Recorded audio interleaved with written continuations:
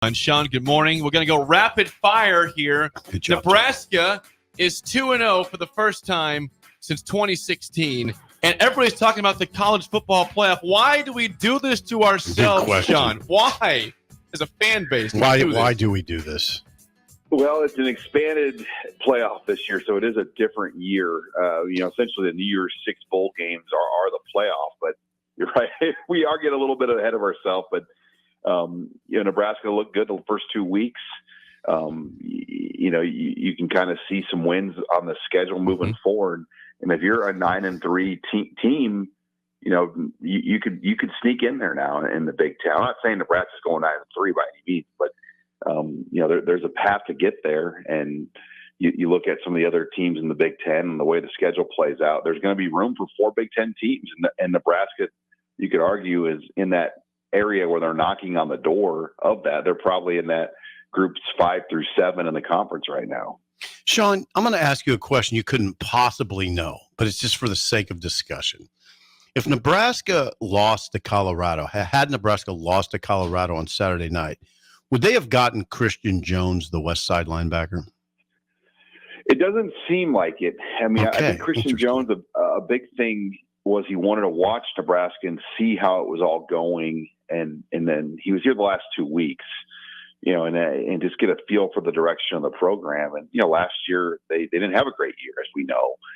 So I do think the last 2 weeks, topped off by the win over Colorado, the atmosphere, everything that kind of came out of this week being ranked for the first time since 2019, all those things played a major, major factor in kind of getting the ball over the goal line, where Matt Rule could probably just say, like, look, man, what else do you want to see? Mm-hmm. You've been here countless times. We're 2-0. We've played young freshmen. Look, one of our freshman linebackers, Willis McGahee, he gets a strip fumble in the game.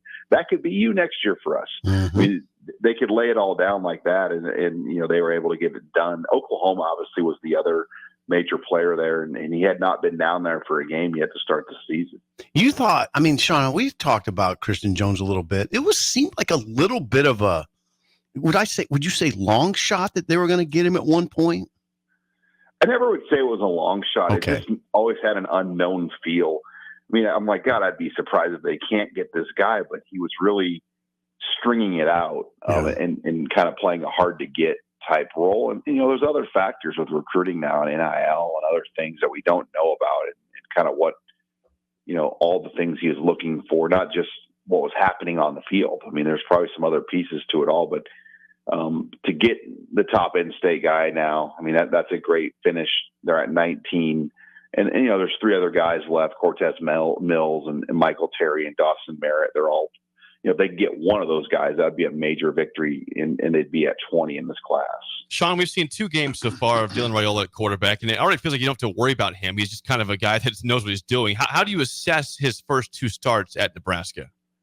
Well, just his poise and his management are the 2 biggest things that I think that jump out. To have no turnovers in his first 2 games as a true freshman, I mean, I'd love to know the data on that. I mean, there can't be too many that can say that in the history of the game.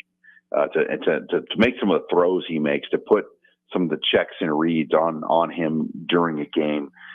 He's been outstanding in those areas. You compare it to a year ago, the quarterback position had 7 turnovers over the first 2 games. Good God. The context was a little different. They were on the road both games. They were playing Power 5 teams both games.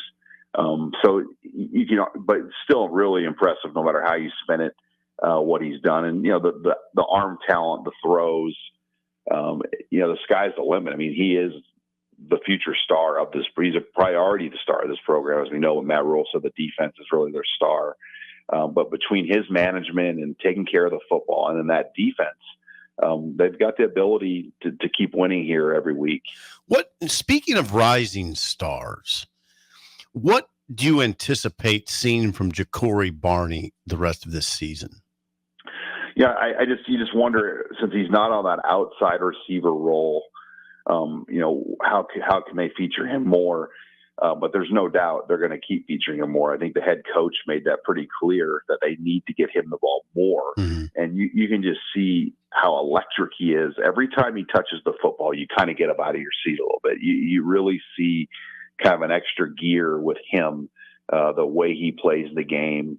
And, you know, he was, in my opinion, he was somewhat of an under the radar recruit to most fans. I don't think a lot of average rank and file fans, you know, had a lot of early expectations for Ja'Cory Barty for him to come in and be able to do what he's been doing.